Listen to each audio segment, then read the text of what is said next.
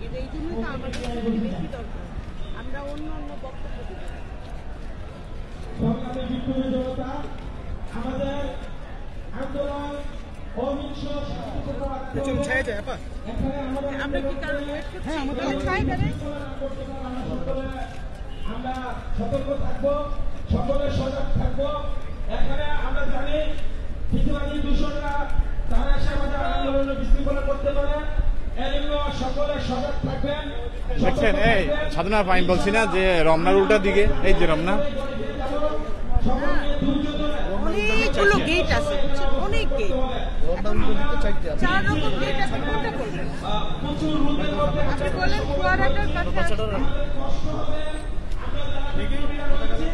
আমরা একে অপরকে সহযোগিতা করবো, আমরা একে অপরকে সহযোগিতার মাধ্যমে আমাদের আজকের আমাদের যে এখানে আমরা অবস্থান